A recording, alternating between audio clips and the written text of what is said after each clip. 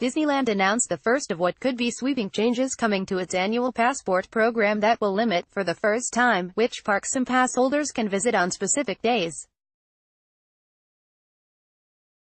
The changes come at a time when resort officials are debating how best to manage enormous crowds expected when the new Star Wars: Galaxy's Edge land opens in Disneyland in summer 2019. Disney planned to send emails this morning to pass holders explaining the new program, which will create 2 new admission calendars, meaning that some passes would be good at certain parks on certain days, but not necessarily both parks on the same day.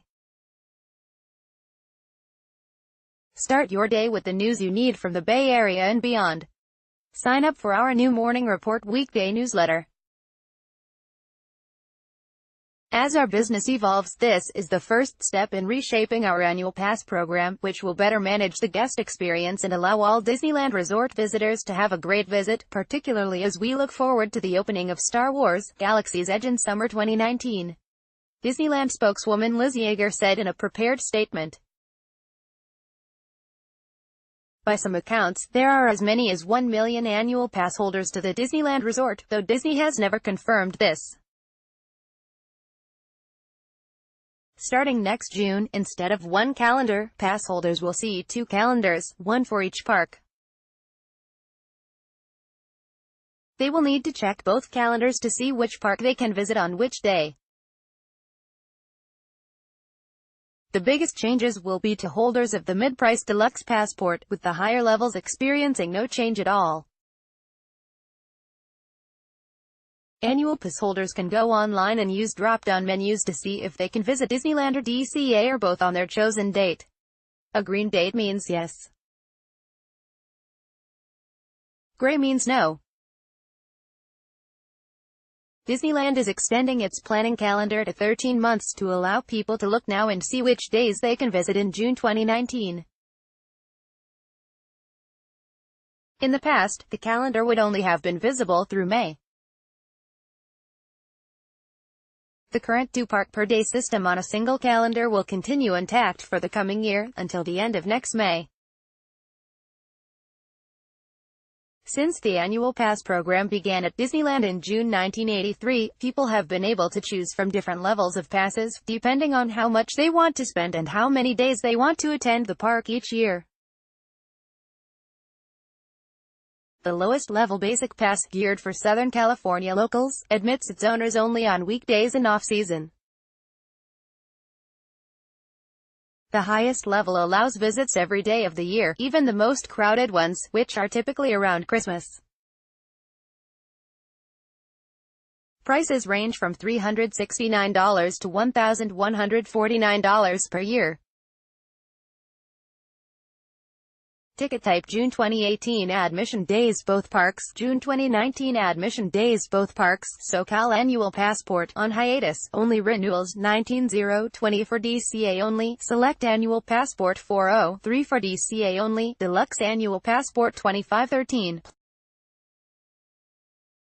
It's common for people to hop between the parks in one day. People use the Disneyland website or use the mobile app to find out which days they are able to visit and which are blocked out. The resorts are already often packed with pass holders, even on weekdays that formerly were considered low season, leaving observers to speculate how Disney plans to accommodate the huge demand that Star Wars will certainly bring. Disneyland Resort parks can be expected to hit capacity crowds with the opening of Star Wars: Galaxy's Edge in 2019. File photo by Joshua Sudik, Orange County Register, SCNG. Rachel Brown of Queen Creek, Arizona, recently spent more than $4,000 on annual passes for her husband and children, so she's not thrilled to think her access to the park would be reduced. But she said she wasn't surprised to hear about the changes. Especially with Star Wars coming, they've got to do something. Broughton said, "We are mega Star Wars fans. My husband and I have matching tattoos. But I totally get it. How many people can you pack in there? The new Star Wars land is only 14 acres. For more travel coverage from the San Francisco Bay Area and beyond, follow us on Flipboard. In the recent past, Disney has already raised prices significantly, created a system of tiered pricing for daily tickets based on estimated demand, stopped the sale of Southern California annual passports except for renewals, and is expected to make other changes to manage attendance.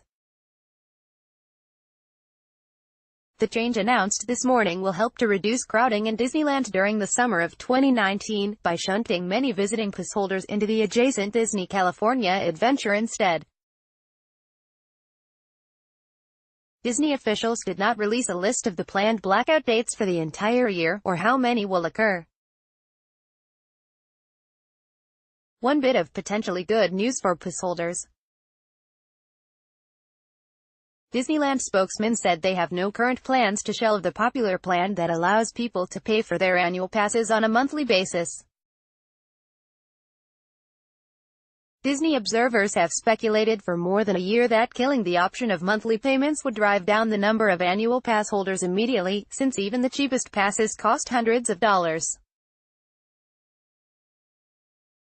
But financial experts point out the advantage of monthly payment plans to Disney and other parks, such as Knott's, offering a stable and predictable cash flow throughout the year. In this 2017 photo of then prices at Disneyland, monthly payments were so ingrained in the pricing structure that the ticket booth didn't even display the full annual price. Photo by Marla Jo Fisher, Orange County Register, SCNG. So, how does it work? For June 2019, the new calendar shows that deluxe pass holders, current price $729 per year, will be able to visit both parks on 13 days, while on 17 days they can visit only California Adventure, for a total 30 days of admission. That compares to this June, when deluxe pass holders could visit either park on 25 of the month's 30 days. The Southern California Select Pass, which currently costs $369, will allow only 3 days of visits to Disney California Adventure in June 2019, with 27 blackout dates, compared to 4 days this year for both parks and 26 blackout dates. The Southern California Pass, which is closed to new purchases, will offer 20 days at Disney California Adventure in June 2019, with 10 blackout dates, compared to June 2018, which has 19 days available at either park. The highest level of pass, the Signature and Signature Plus, which cost $999 and $1,149 respectively, will not change, and will not have specific park blockouts. Even with the changes, Disney expert Todd Regan, who writes under the pen name Dusty Sage for the MiceChat.com fan forum, said the changes were much less draconian than he was expecting, and he expects to see another big price increase as well to control pass holder levels.